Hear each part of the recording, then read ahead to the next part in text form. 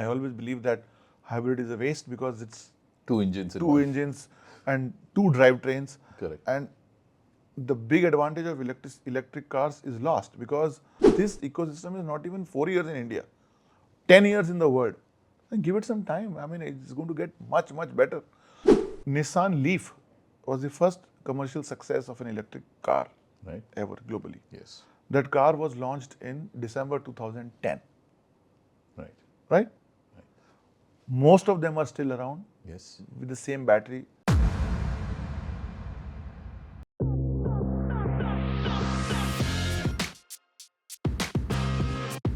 Hey everyone, this is Maxson and you're watching Maxson Mobility.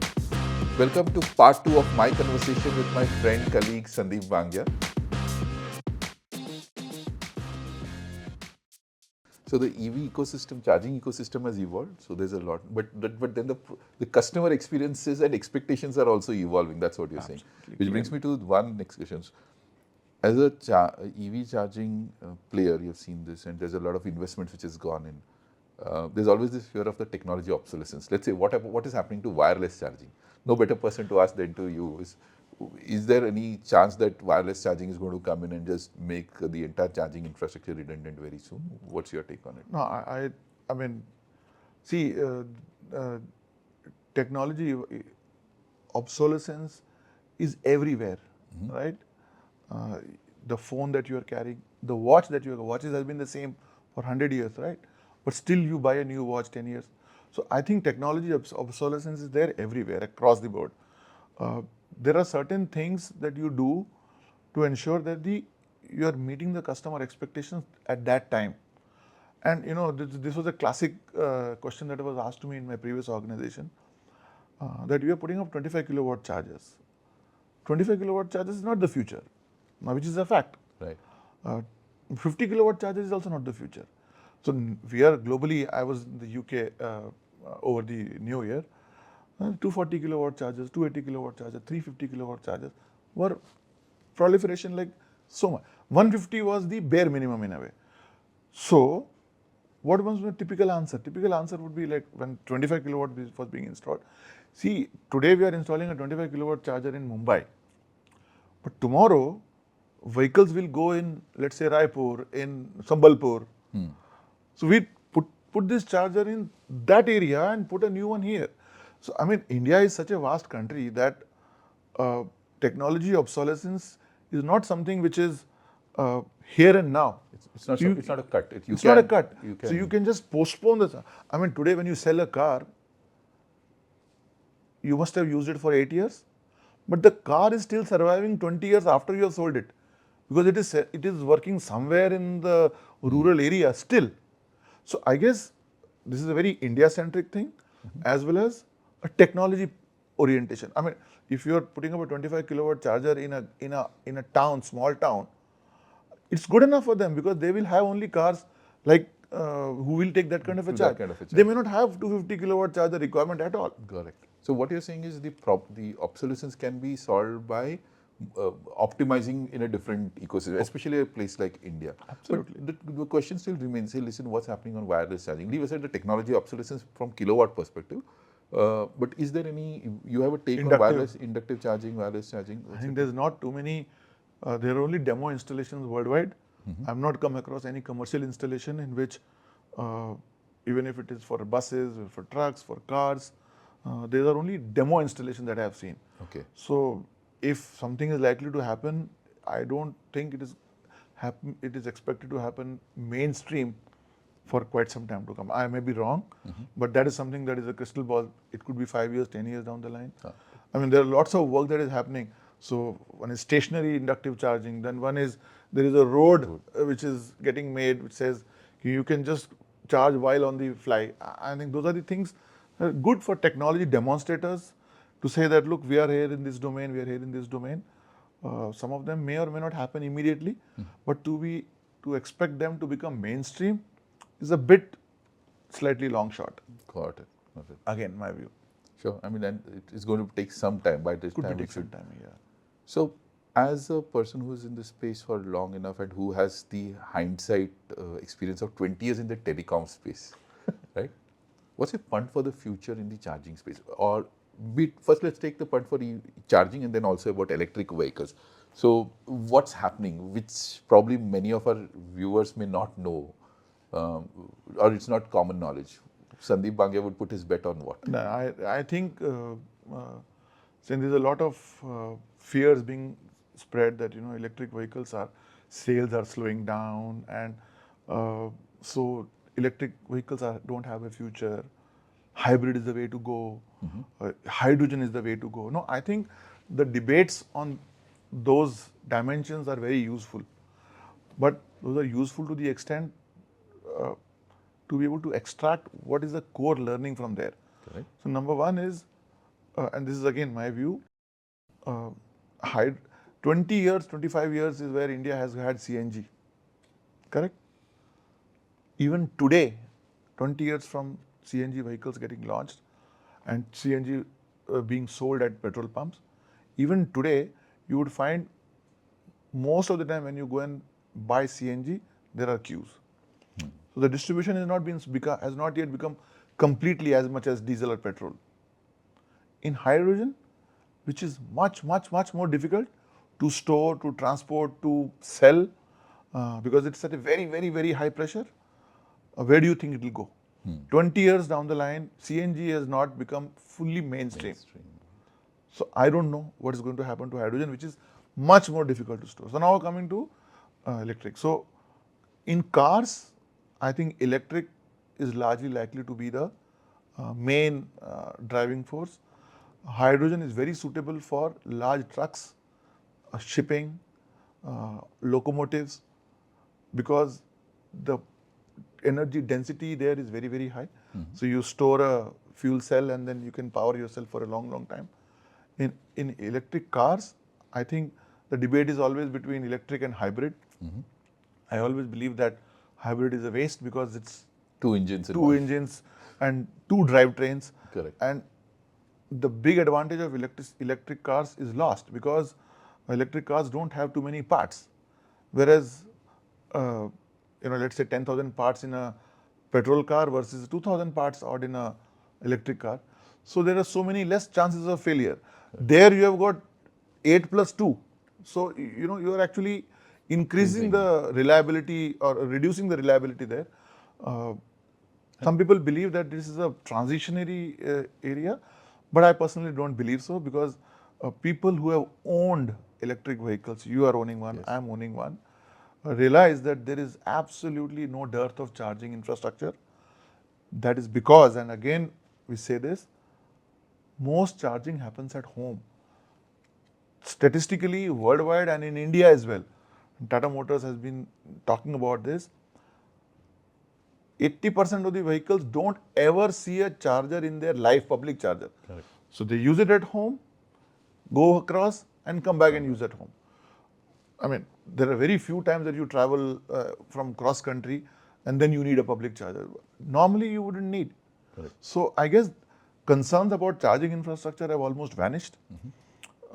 You don't, when you're not having an electric car, you think that there are no chargers, but when you have it, it is quite like, this is something that is perception that is playing in your mind. Correct. If you want to buy a TV, then you all suddenly start seeing ads of TV. Right. But if you have an electric car, you have a mental map of where the chargers are. Absolutely. And there are so many of them. Between my house and this place is about 3 kilometers. There are 9 chargers around. Did you know that? Not really. There are 9 chargers, fast Because chargers. I have not used any charger, fast charging. Because you don't need it. Correct. It's at your home. It's at my home. So there you go. So in fact, to the audience and to many people out there, I mean, there's a lot of debunking of the entire anxiety and myths. Yes, Then yes. someone like you talking about it, that's great. But then there is another contrarian side to it, is the fact that these vehicles, after 5 years, batteries, what happens to them? And of course, there's a lot of discussion and debate. I know you have that shrug at saying, oh God, once again. But just one quick one on what's your take on this entire battery, the sustainability aspect to batteries outside of the... Yeah. So that is something that is my favorite one. And I think while you are being very modest about this, you are one of the best persons to answer with your background in the electric distribution space. But let me say it and you can improvise it. So I think first of all, and this is my favorite example again. Nissan Leaf was the first commercial success of an electric car Right. ever globally. Yes. That car was launched in December 2010, Right. right? Most of them are still around Yes. with the same battery, Yes. and most of them are functioning very well. So they have not gone into the landfills. So first of all, a 2010 made battery, 14 years down the line, is working fine. At 2010 technology should give you an assurance that nothing goes wrong with the batteries typically. Correct. Now, if these batteries have not gone wrong with the 2010 technology, we are only improving. Right.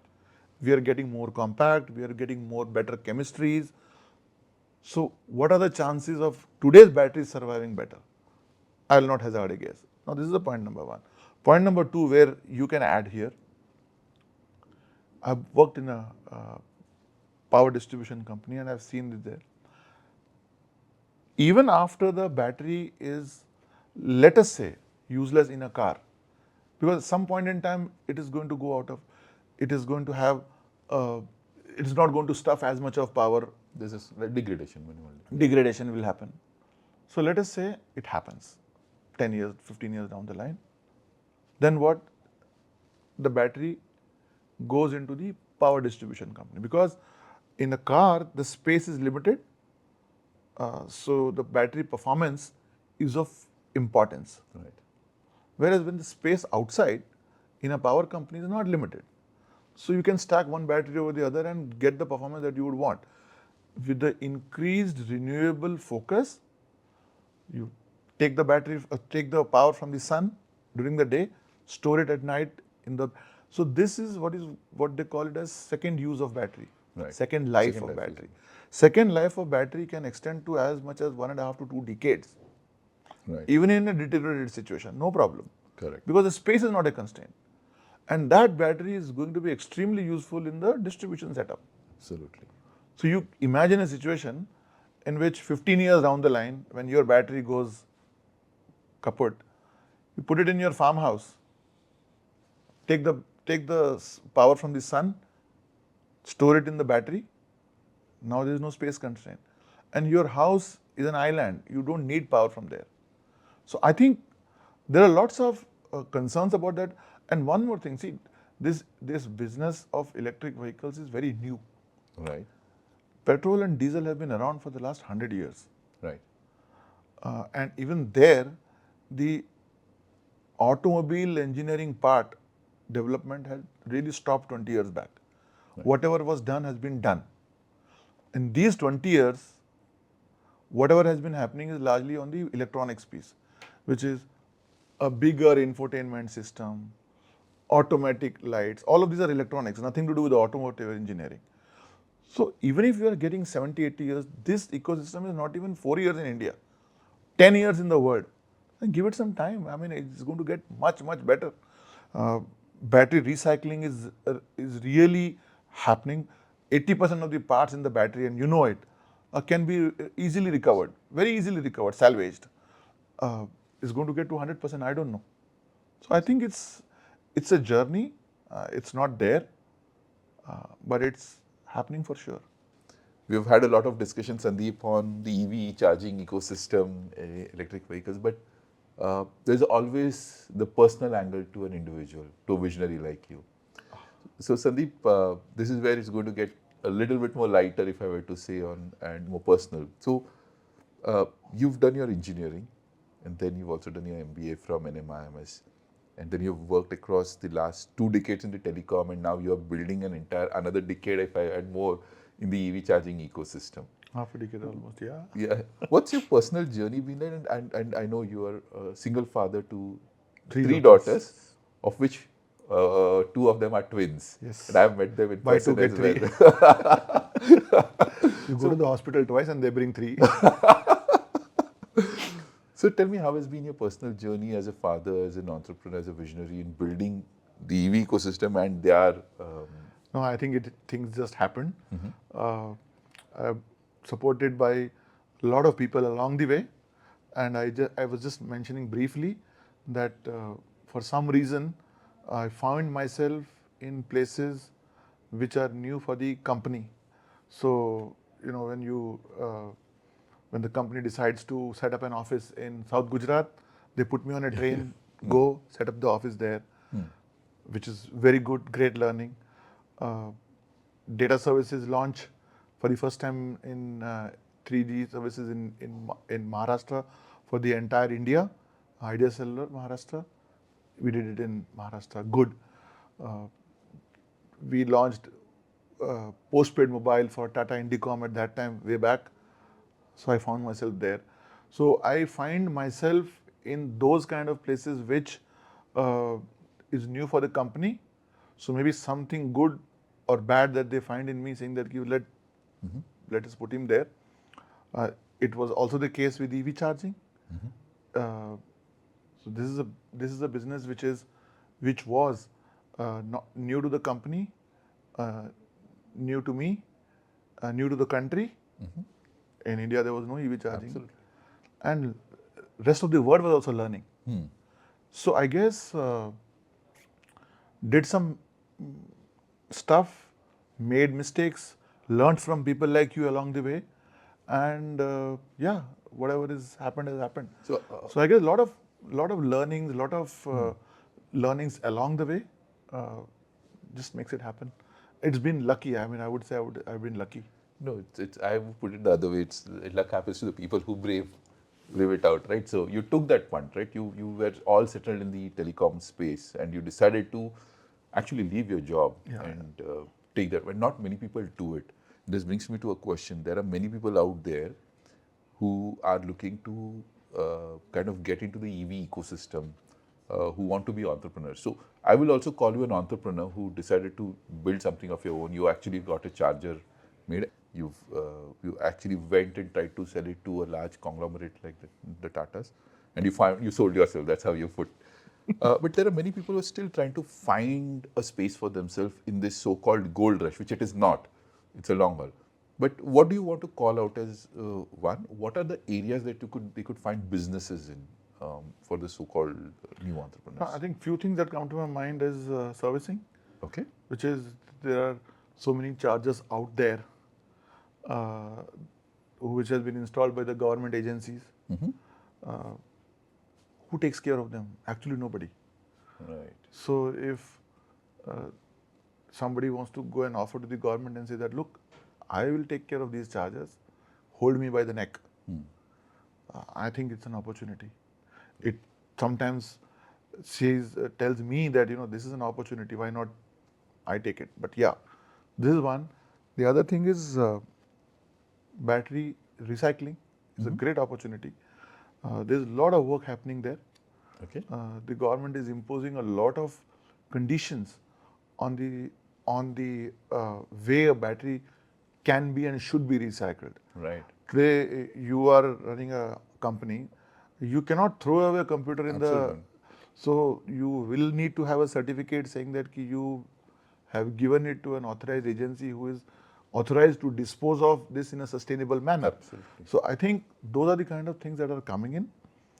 That's a space which is very, very happening, should I say. Charge point operations is something which uh, is uh, is not really for a small entrepreneur, I would say, charge point operations. But on the other hand, if you have a food court or if you have a space and you put up a charger, it is fairly remunerative. Uh, Not because of the revenue that you will get from the land that you are giving out to somebody, but the charger by itself is a footfall driver. So your car has to come, it gets charged, and you get to spend 30 minutes in your food court. Right. That's the very big. So that is for people who already have such options. And a couple of things for the large ones. There's a lot of work happening in the battery manufacturing, two-wheeler manufacturing space. What about hardware, software of the charging side and in the So I think software is something which is a platform piece. It's happening by. There are too much. It's too crowded a space, in my view. got it. with not too much of differentiation. There is differentiation, but it's almost becoming a commoditized space. It is. I mean, this is something that you are very, very closely associated with, and the Right. platform piece. And I say, as a charge point operator, you have to have full control over the customer experience, which actually comes from the interface between the charger, the customer, and the car, Correct. which is the app. So I guess if there is something revolutionary out there, there is a huge space for it. Got it. But it's like one similar model which is replicated across, white labeled and run across. So I think aggregation is a space. You know, you tell me I want to make an app which says where is the charger in my area from Tata Power, from GeoBP, from ChargePoint. That could be a space. But yeah, I mean, these are all options of exploring. Correct. So now coming to the fact that we started off this conversation talking about the personal side. I mean, and I know that, and now I come to know that you are a writer as well. You have your own blog. SandeepBangia.in for those of you who want to actually know more about Sandeep and his thoughts. But how? Tell me what are you writing about these days? No, I mean, I'm not one of those writers, but I do feel, when I feel strongly about something, I write. So, and to me, it helps put my thoughts in perspective.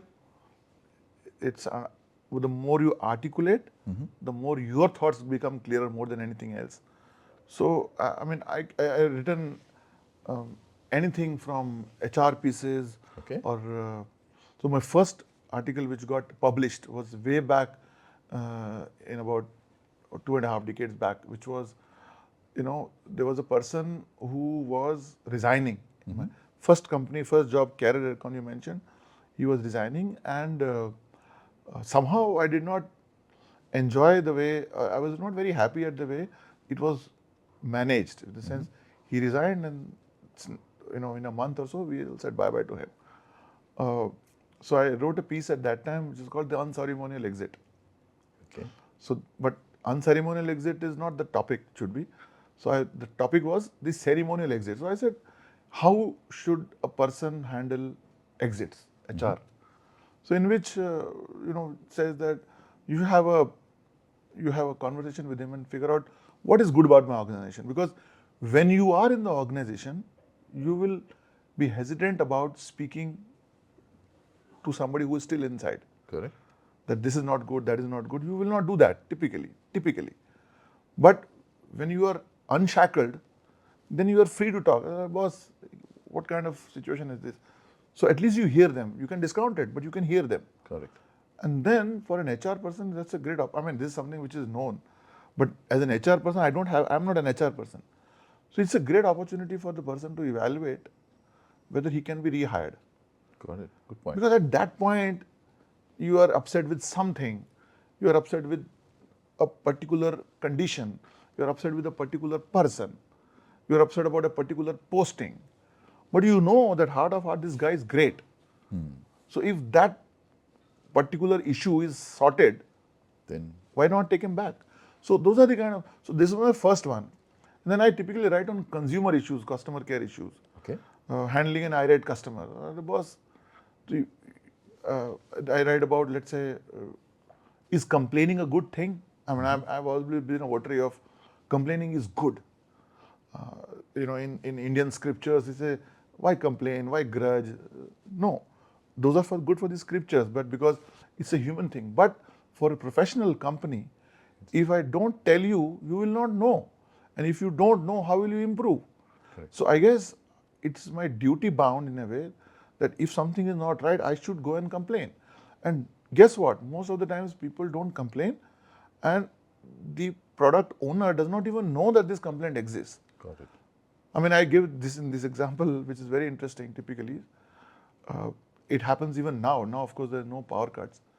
So there is power cuts. There used to be way back. So then you are waiting for the power to come back. Complain करो, कहते किसी ने तो कर दिया होगा. हाँ. That's a nice thing. किसी ने तो कर दिया किसी ने तो कर दिया होगा. They are not waiting for me to complain. Right. But then 1 hour, 2 hours, there is no power. And then you pick up the phone and then sheepishly say, अरे भैया एक पावर कब आएगा? तो बोला कहाँ है? कहा तो इधर ही है, सेक्टर 4 में पावर कट है. नहीं हमको नहीं पता है. He goes, switches it on and it was a cut off.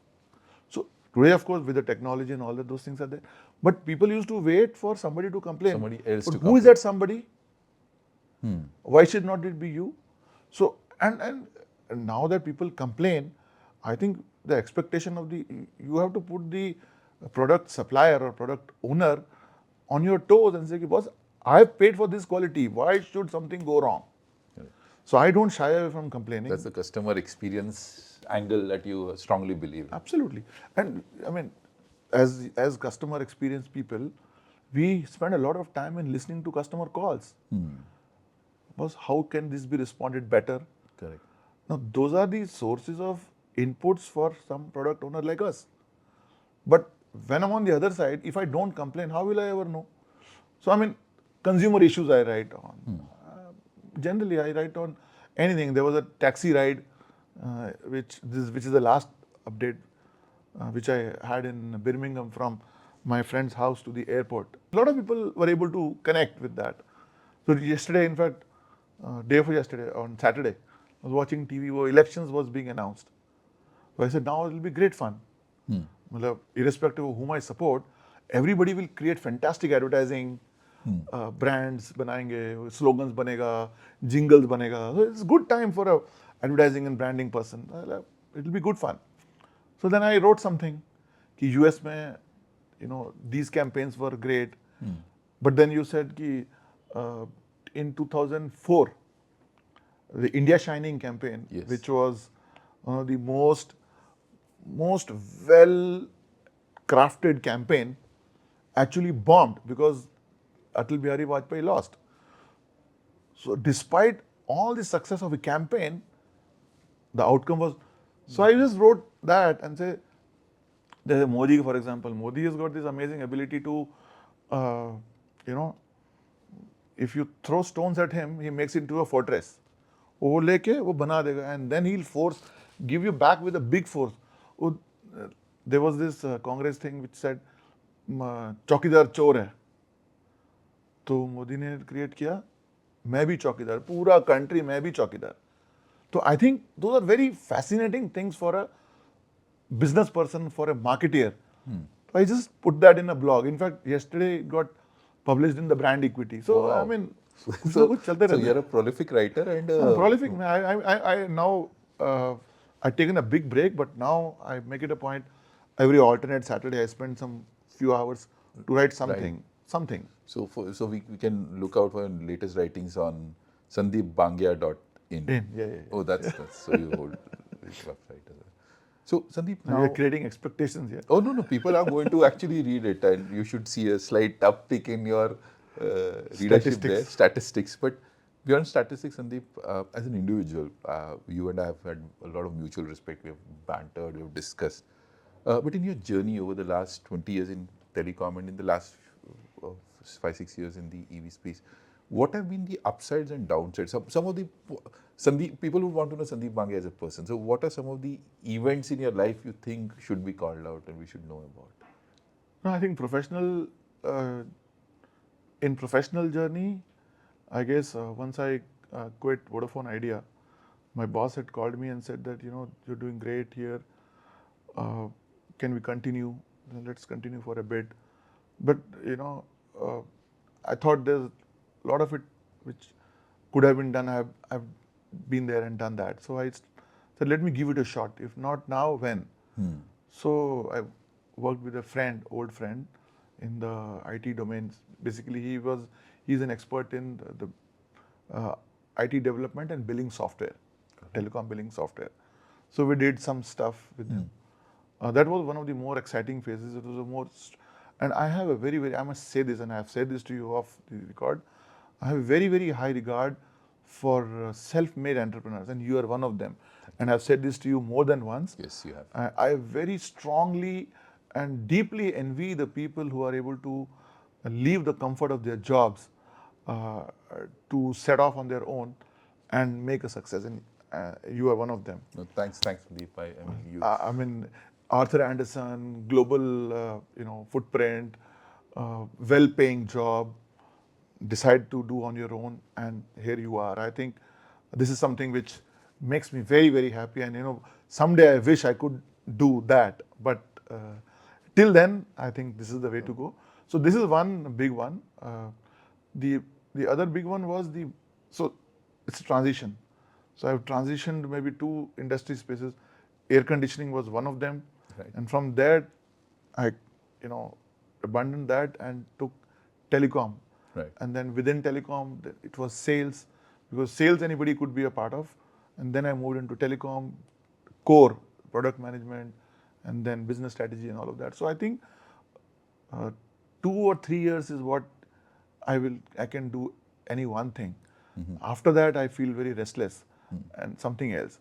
It could be within the same company, it could be somewhere else. So, yeah, I think broadly, I don't know what to say. Sandeep, this has been exciting. It's thanks you've actually opened up a lot about yourself. A lot people now know Sandeep Bangia in a different light, other than the person who's been I don't know. instrumental in EV I don't know, charging. good or bad. But Sandeep, there are times. I mean, you and I have. First of all, thank you for the strong views that you have about me as an individual, and we have actually discussed a lot. And yes, it's been a difficult journey for me as well, and then building it up. But it's been people like you who have always been there, whom I could bounce off ideas, and you've seen enough breakfast meetings to with you and your daughters as well. And Navratna at And Navratna. Navratna, and saying, hey, no, this is what can happen, this cannot happen. But Sandeep, thanks for coming on our show, coming on Maxson Mobility, and bearing yourself up in what you think the right thing, and also being very upfront about it. You are one person who's been very clear. Be it you're not the politically right person, you are the right person. That's what I would put it. I've been in trouble because of that quite a few times. So there are people like me who will always pull you out of trouble if ever. And there are many people who are using a EV charging will always be there to help you out. Anytime, my friend. This was great, Sandeep. Just one last point. For people who are looking at EV or sustainability and other aspects, you have an opportunity to look at the camera and to give your message.